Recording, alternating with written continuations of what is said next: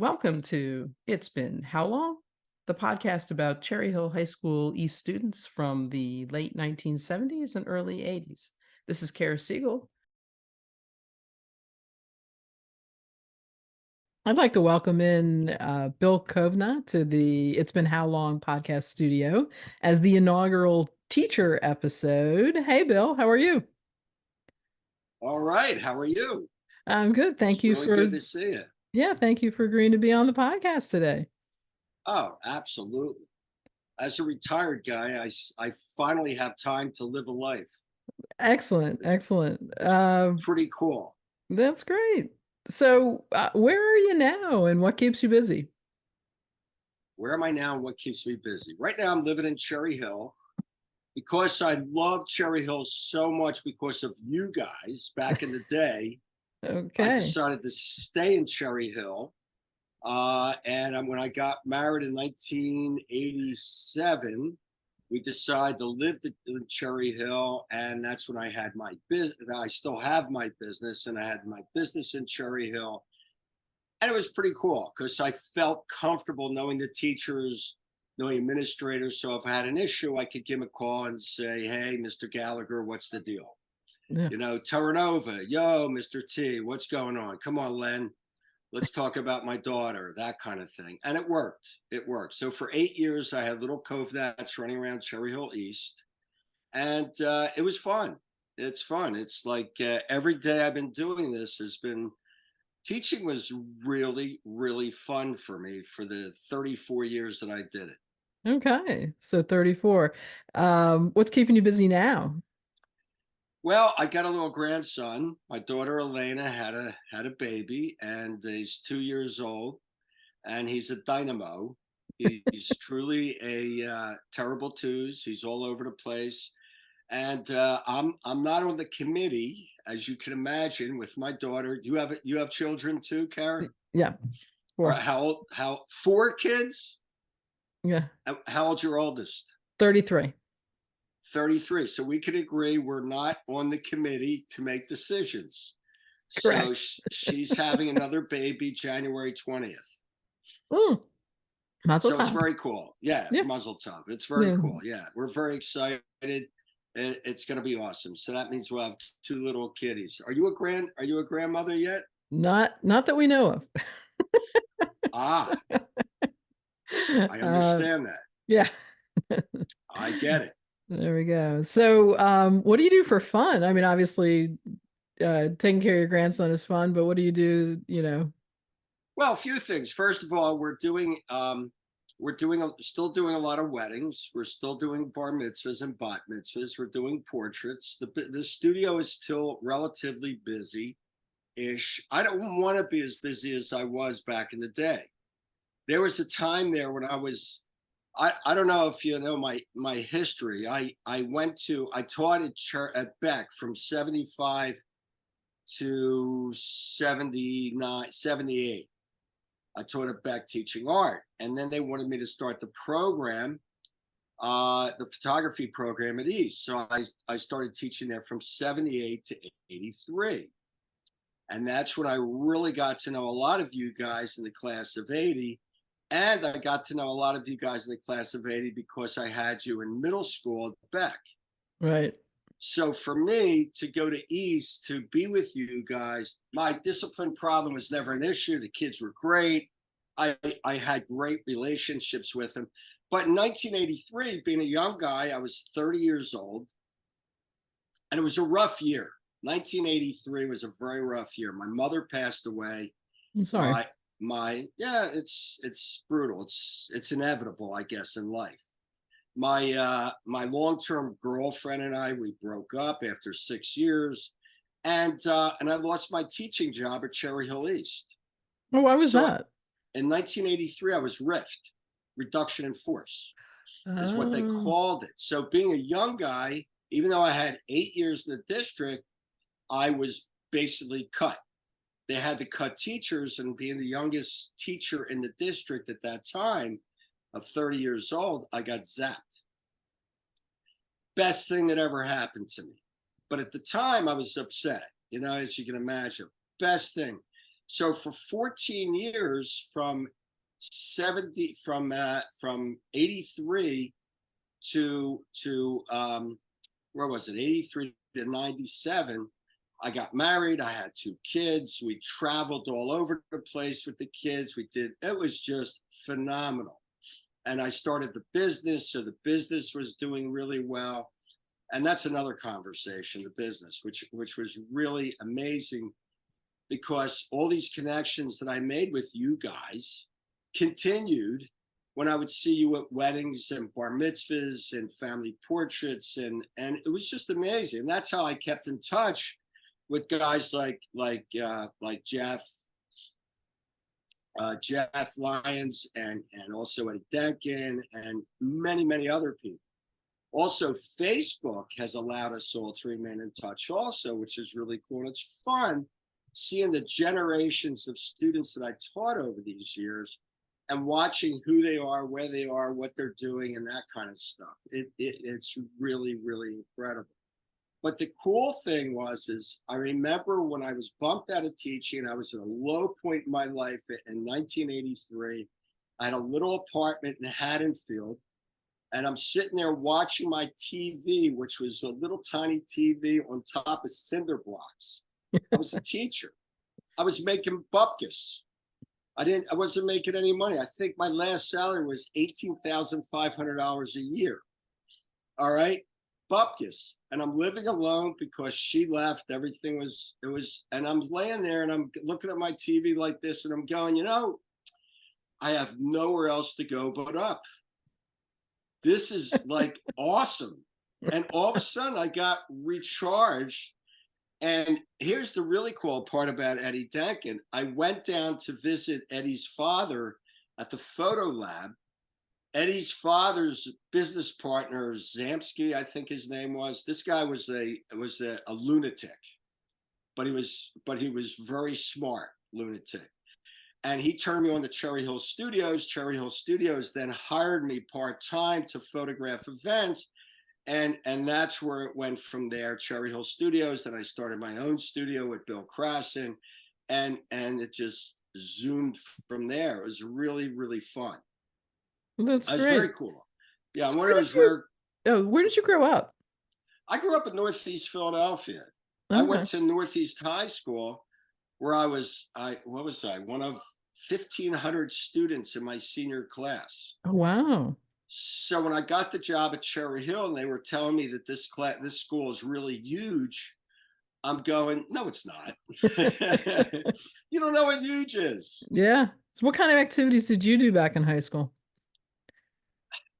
Well, I was a bit of an introvert, to believe it or not. I was the guy who went in, I was under the radar. I go to reunions now. I go to my high school reunions, and few people know who I am. First of all, after I left high school, I grew about 5 to 6 inches, and I bulked up. I was a little skinny dude, and I used to play sports with my friends on the street and everything else. What got me out of my shell, if you will, is when I went to a summer camp. I got a job at a summer camp, Golden Slipper Camp in the Poconos. And I went there, and all of a sudden they told me to get involved with this show, and they wanted me to act in a show. Well, I never did that before. Next thing I know, I'm ad-libbing like crazy. Things are spewing out of my mouth. It's like I exploded, and apparently I haven't shut up since.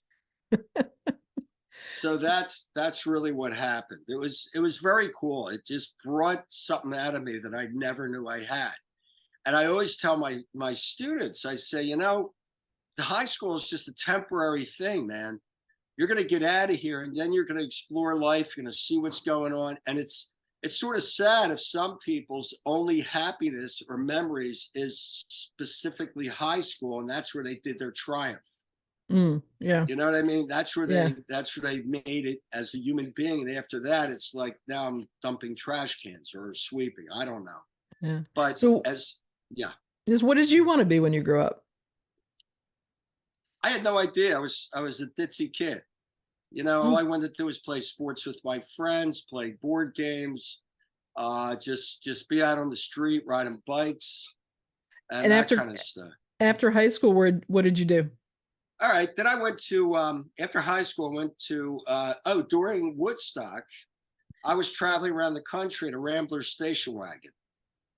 So for a month, we took off. We went all around the country. We went from Philadelphia all the way out to Vancouver, down the coast to LA, to Vegas, and then all the way back up to Texas, and then we swung back up to Philly. Well, a lot of my other friends and buddies and acquaintances were having a certain amount of fun at Woodstock. That's great. And then I went to University Arts, which was Philadelphia College of Art at that time. Oh, okay. Okay.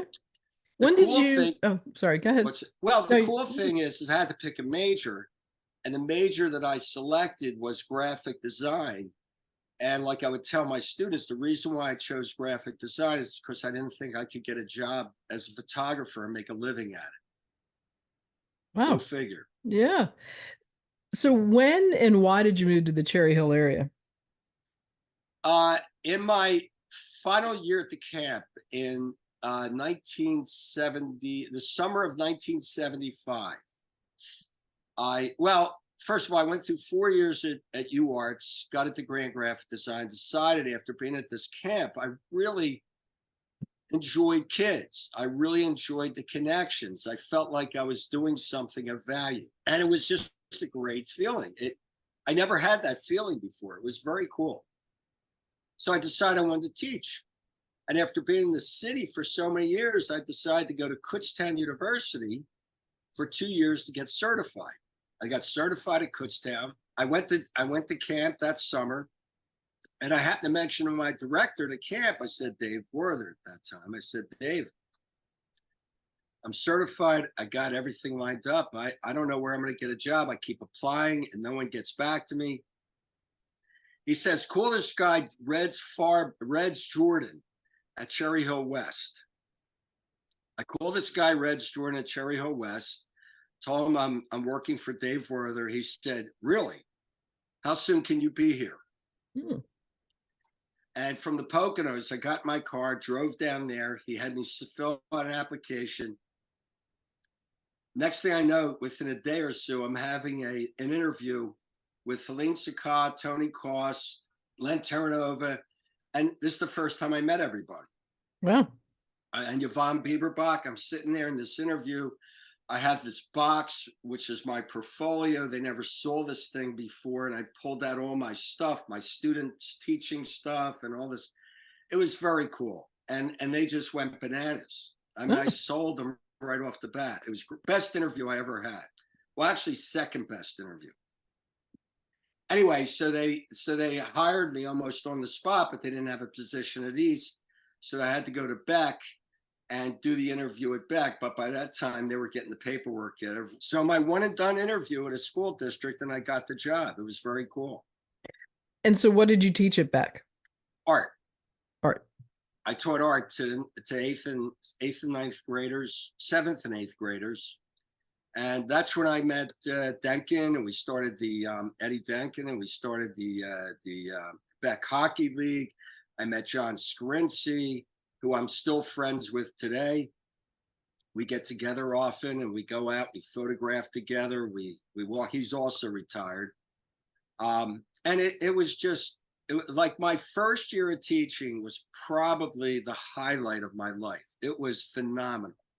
It's like all the ducks just lined up. It was very cool. I've been very fortunate through the years. So you said you ended up teaching for 34 years? Yeah. Well, I remember I got bumped out in 83. And then in 97, I got a call from Helene Sakah at Cherry Hill East. All these names everybody should know who these names are, I'm sure. If anybody who knew Helene Sakah, she has since passed away, unfortunately, but she was like a raving lunatic, awesome art teacher. She was the best. She tortured everybody, including me, but you enjoyed it. You said, bring me more, bring me more. It was great. Anyway, so she calls me up 2 weeks before the summer's over in 97, and I have my studio at Springdale Plaza. And she says, how would you like to come back to teaching? I said, no, I'm fine. I'm fine. She says, well, why don't you come to East? Let's have some coffee and let's just chat for old time's sake. So I go to Cherry Hill East and I walk in, and there's Jim Gallagher. You guys should all know him, and like Terranova and Helene Sakai and Yvonne Bieberbach. It was a job interview. She hoodwinked me into coming in for a job interview. The job interview went like this: we want you back, sign here and shut up. And the arm went behind my back. So they gave me back my original 8 years. So I start on the 9th step. The salary was okay. The benefits were killer awesome. And basically I worked it out with my partner, where I worked part-time at the studio and part-time. And then I did because I was done by 2:30. It was great. Yeah. And I was able to work it out. And then I was going to kill myself working weekends also. So anyway, you can tell that from that point on, I worked like an animal. Yeah. Yeah, I worked like an animal. It was all fun. I enjoyed it, and I met and my social life was school and working and on the weekends. It was really awesome stuff. So how old were you when you were teaching art class? Let's see, at East, I must have been, well, I left when I was 30. So 25, 26, 27, okay. right around there. For 5 years, I was at Yeah. East. Okay. So I was just a kid. Yeah. And so what classes did you teach at East? Photography. Just photography. That's it. Okay. They said that in 90 in let's see, 1978, they basically gave me a budget. They said design a darkroom and let's build a program. And I was the guy. So I had the thrill of ordering all the equipment and chemicals and designing. And I was limited. I only had a small budget of 15 grand. So what happened was, when I designed the darkroom at East, I forgot one major little thing. When you have that, if anybody remembers one major little thing. Yes, yes. As you'll know, you're a doctor, correct? Yeah. Then you will so appreciate what I neglected. It was, but I didn't get the experience of it because I had left. It was the people who took over the class from me that now had to deal with it.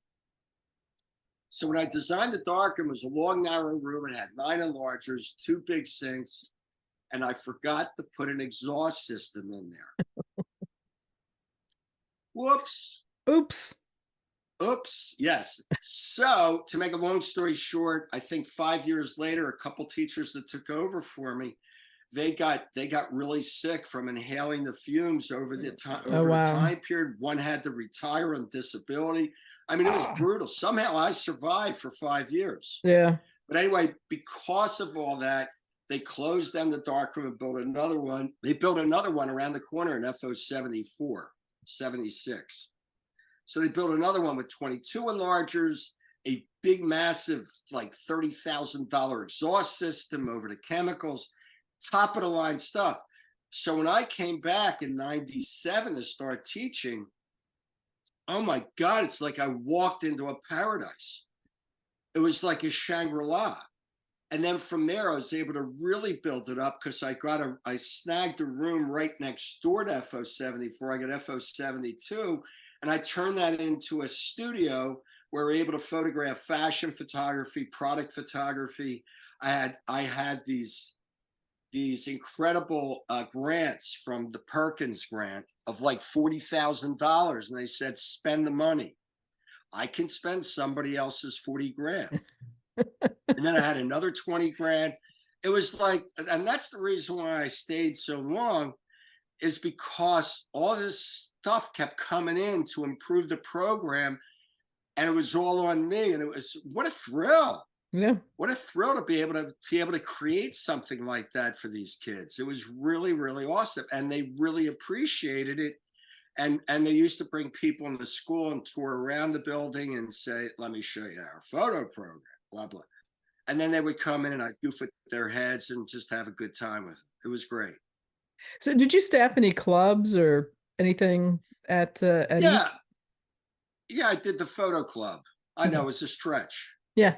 So I did the photo. Yeah, somehow I figured it out. Yeah, I had the photo club. I did PAVIS, Performing and Visual Arts Society, after Nation left. Nation retired in 2008, I believe. So what really happens in the teachers' lounge? Uh, uh, the best, the best. Now let me show you where we are at this point. Back in the day, back in the day, because I'm the last of the 70s teachers, if you know what I mean. Yeah. Being the last of the 70s teachers, me and Lee Troutman and myself were the last of the guys that had the memories of everybody else, and what went on and all the crazy stuff that happened. Let me put it to you this way: there's a lot of crazy stuff that I truly can't divulge, but it was like the wild, wild west back then. There's a reason why they put so many rules and restrictions on people today, is because perhaps of what we did back in the day. In that teachers' Okay. lounge. Not just the teachers lounge, but in general, we used to have parties and we used to have get-togethers, and after school we would meet places and that kind of stuff. It was really, it was so much fun, you can't imagine. And I was the baby, and I was the young guy of everybody, and they used to invite me along all the time, and I used to play with these guys, because being a single guy, and a lot of them were single, not much older than me, we used to have a really awesome time. Anyway, what happened was we used to have the teachers. It's not so much the teachers' lounge, it was the teachers' cafeteria. Yeah. The teachers' cafeteria between every lunch period was filled to capacity.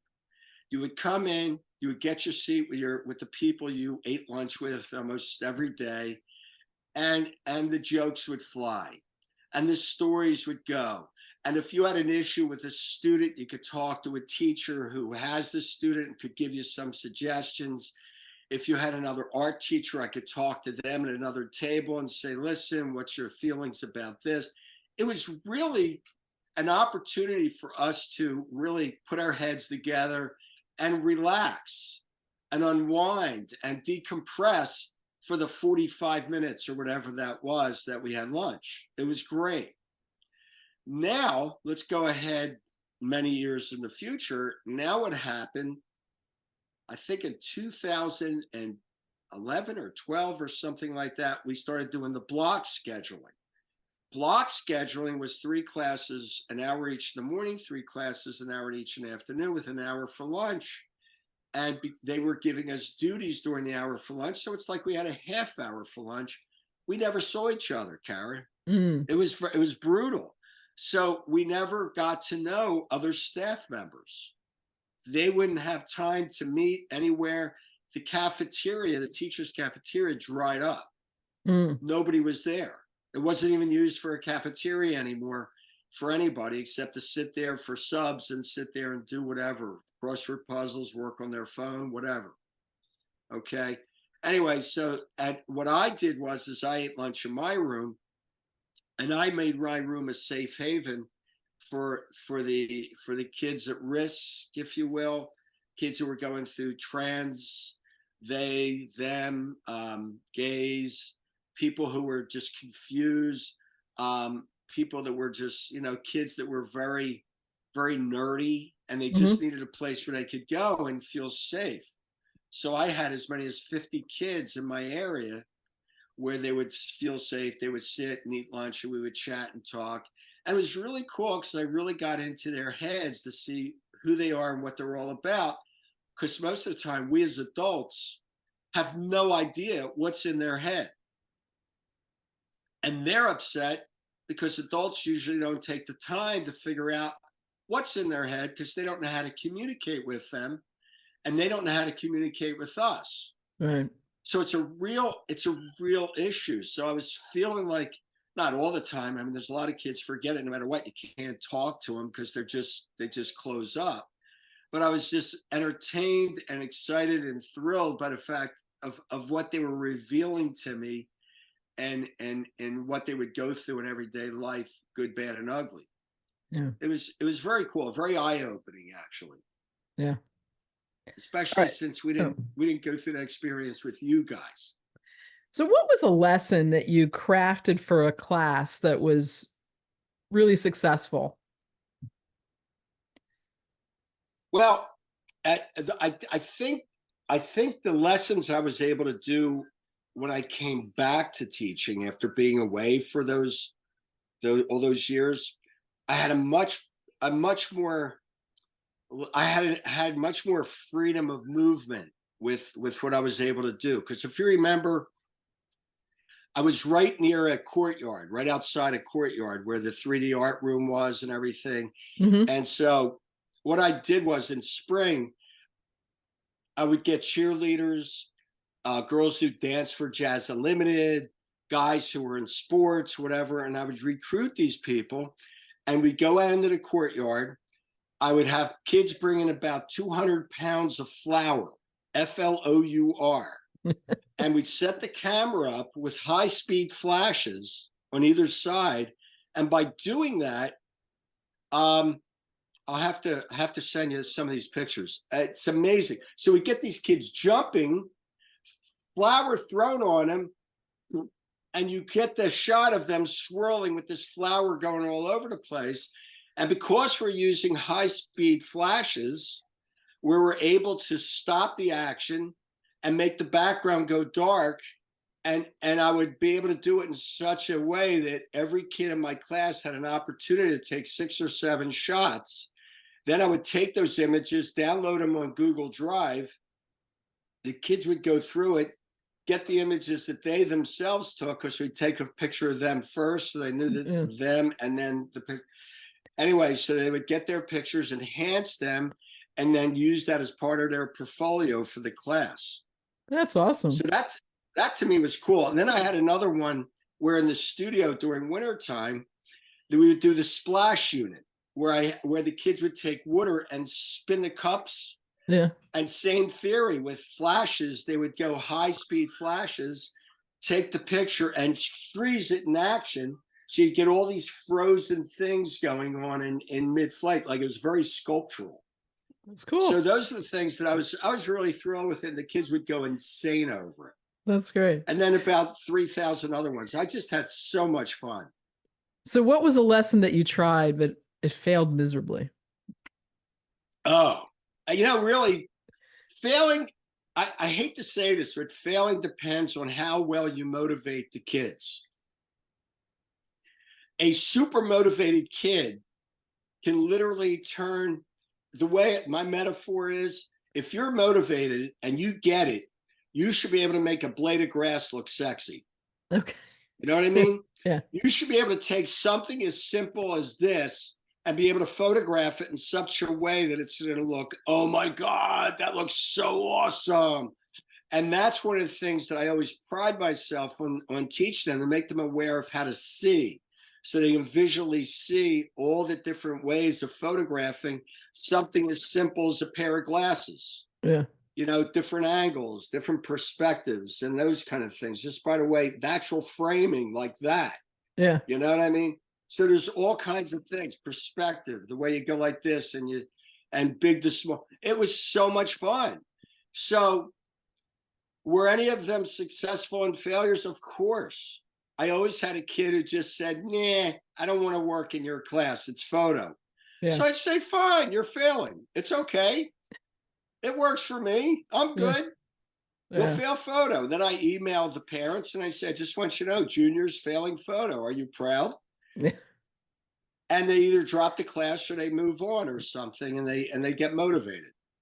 Mm. You develop little tricks on how to deal with certain situations. I always approach this kids in my class as individuals, and I would do whatever I could during the darkroom time and every other time to walk around individually to each kid and just chat and talk, not even about photography, just to chat and talk and get to know them, because I found that it helped me understand what I'm dealing with, because I don't want them to think I'm the enemy. I don't want them to think that I hate their guts, because they're students and I'm a teacher and that's how it's supposed to be. Mm. because that's the kind of education I had when I was in high school. I never was thrilled with my teachers, and I was just very much to myself. So No can one ever you, much talked to me. Go ahead. yeah. So can you remember back to teaching our class? So, put you back into the late 70s. And the biggest difference from teaching the classes that you just finished teaching because you were just retired. Well, the big one is no phone. Yeah. These are a bane of our existence, Yeah. present company included. It's Yeah. sad. It's sad. From this point on, I was watching how these things are a total addiction. And it became a major addiction, especially during COVID, when kids weren't even in the class. So back in your day, back with your group, there was no phones No phones, no and laptops. no laptops, Yeah. no phones. There were magazines, What came magazine into what pictures. came into your classroom first, the phone or the laptop? Do you remember? That's a good question. I think by the time I came back to teaching, I think laptops and phones were already, yeah, they were Okay. pretty much there. Okay. Because I came back in '97, Yeah. and I'm going to figure that phones were pretty much in use then, Yeah. and laptops were certainly there. Yeah. And then as we progressed, then it just became like just a normal piece of furniture, Yeah. Yeah. you know, just a normal piece of furniture. But as far as the students, the big difference is no disrespect to the students today, but I really truly felt you guys were much sharper. Hmm. You guys were much more, I felt like you were better problem solvers. You weren't lazy. Things weren't necessarily dished out to you guys.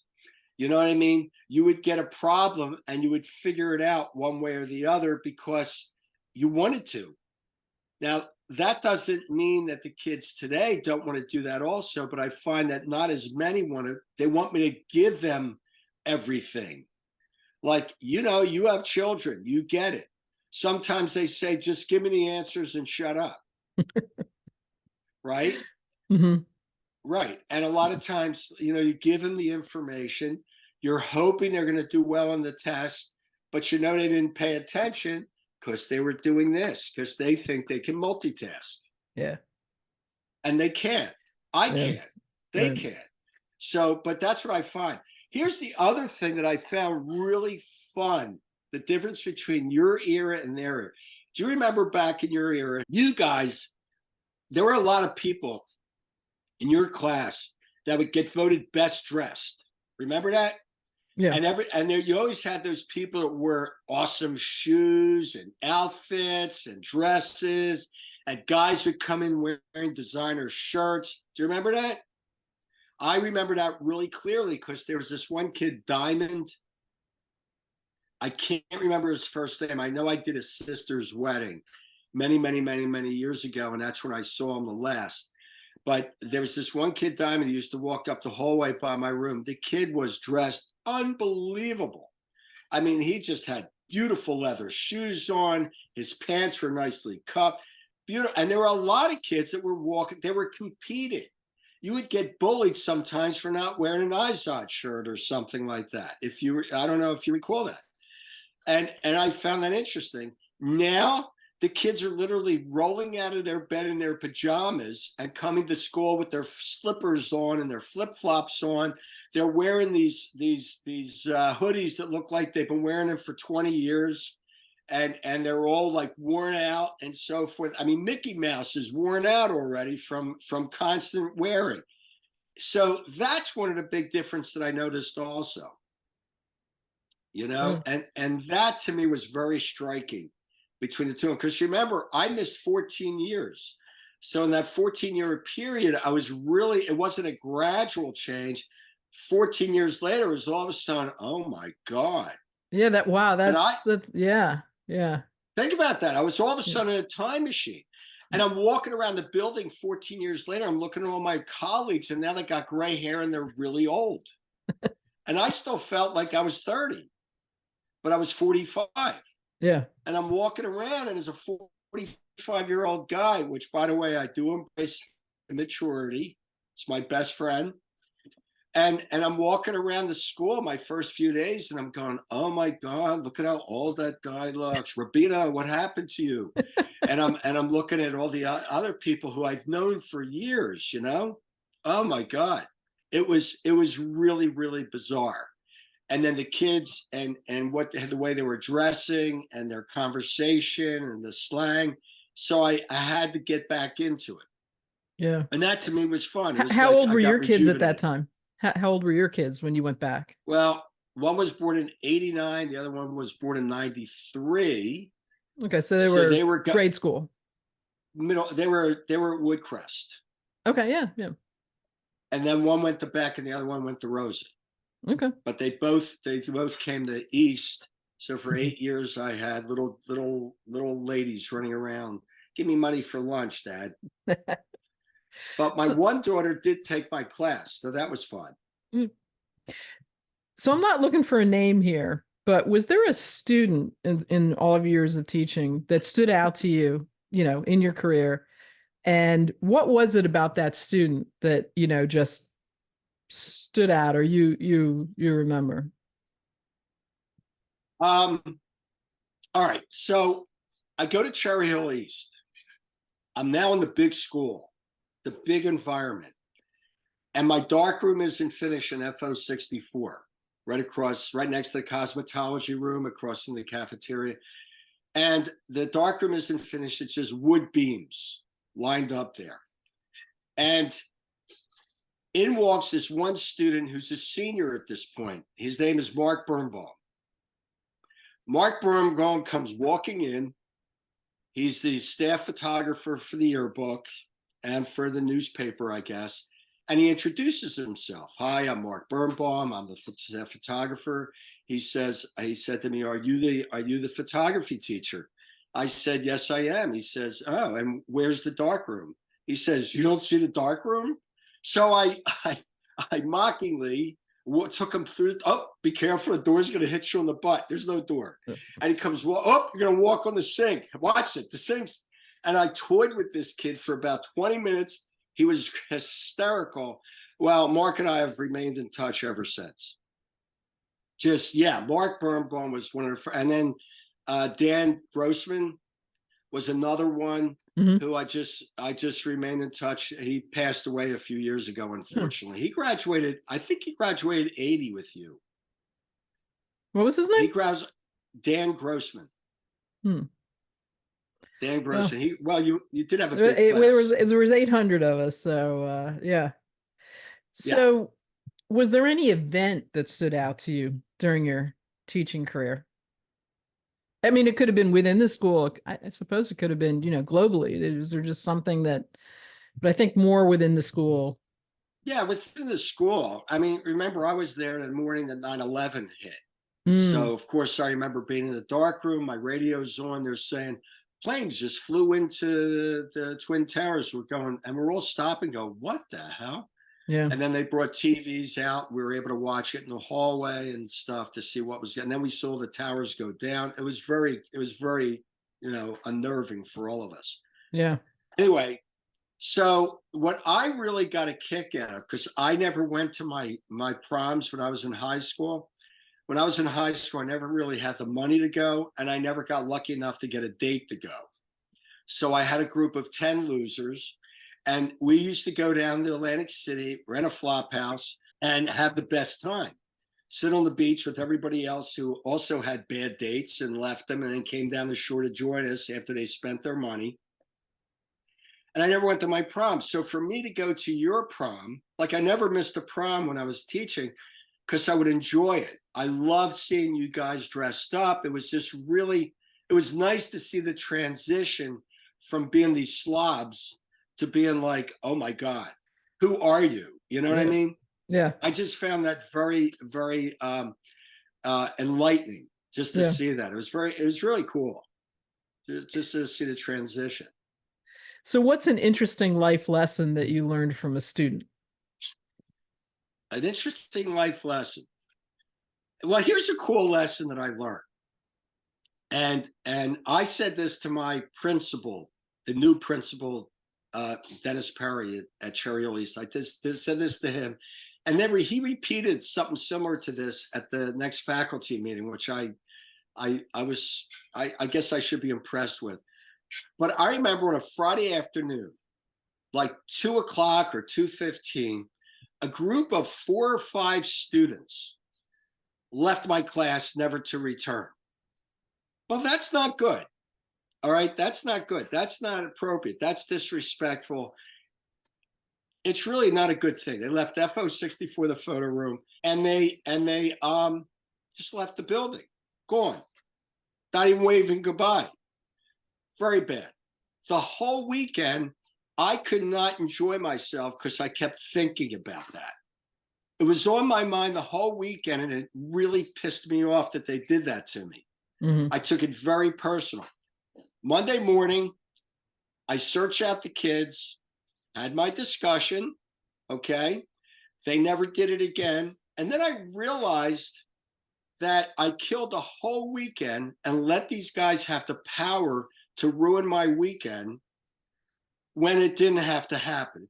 So now I was able from that moment in 1980 Mm-hmm. or 79 or 80, from that moment on, I was able to pigeonhole it, not let it ruin my weekend. And I knew, I'm going to get you on Monday. You're going to be mine.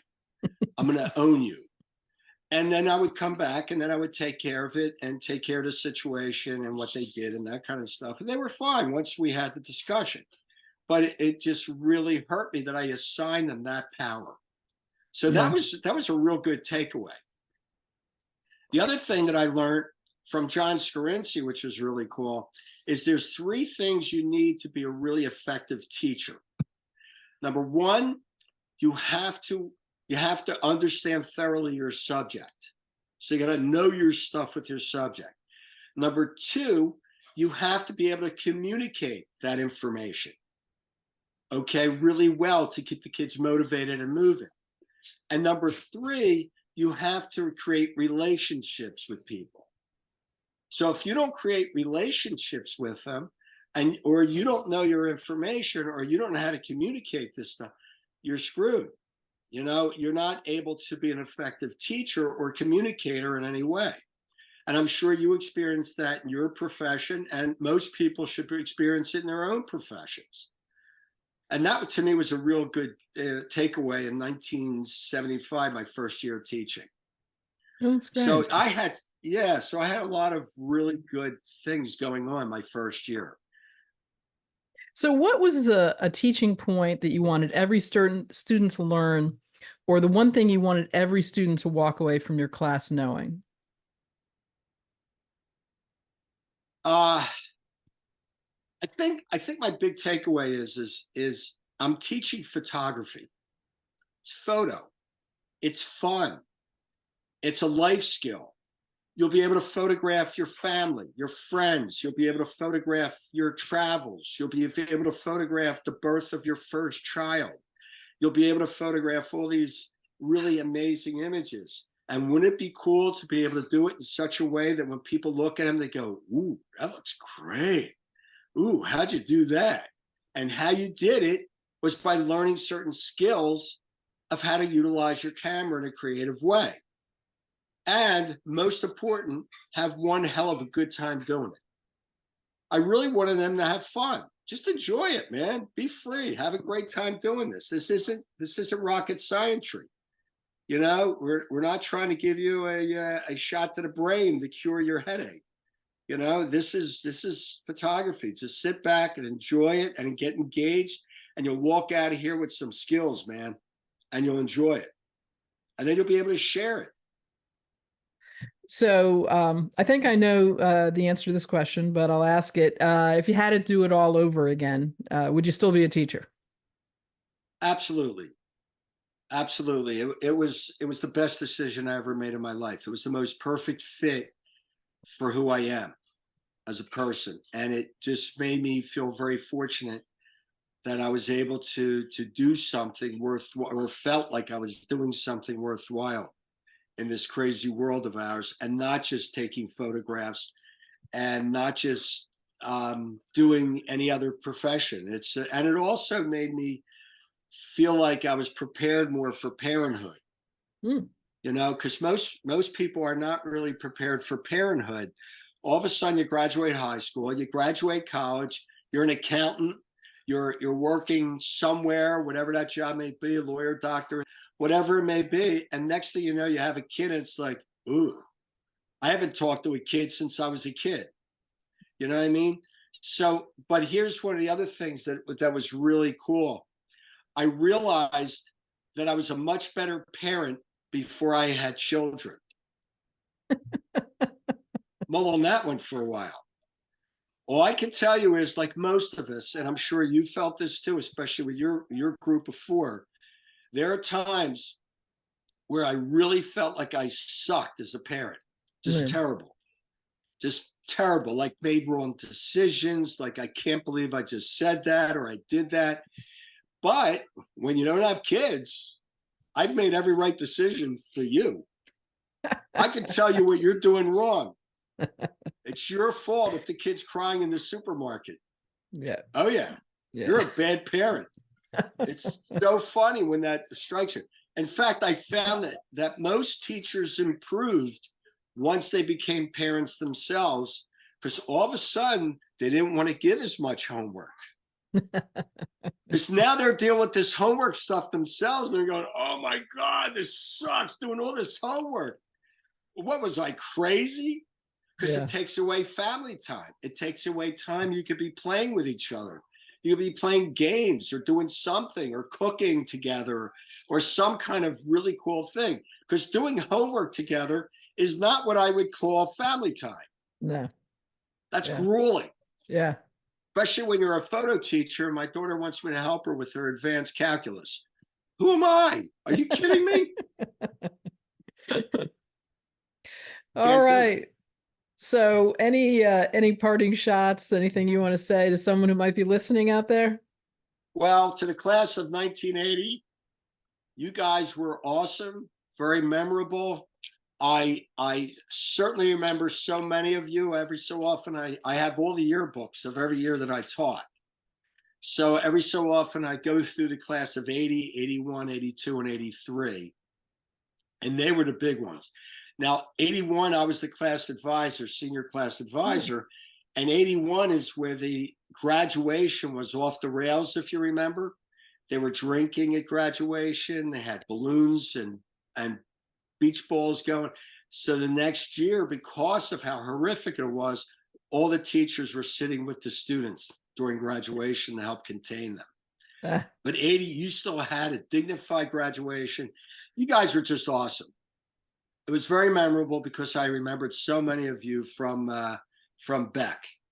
And for that matter, it was great. And also, I thank you guys for allowing me to photograph your families, your portraits, your events, and that kind of stuff. Because for me, it was just like a really awesome thrill to be able to carry on our relationship and just to enjoy what we had back then. So in that regard, I thank you guys.